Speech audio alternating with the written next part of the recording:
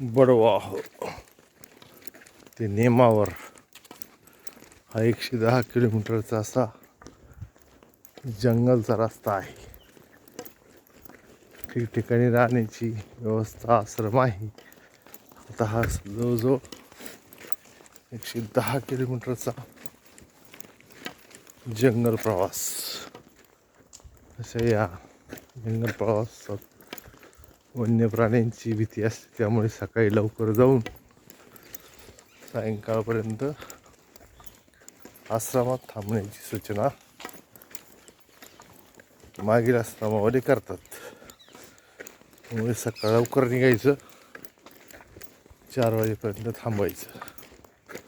असा हा संपूर्ण आता जंगल प्रवास बडवाह मध्य प्रदेश ते नेमावर.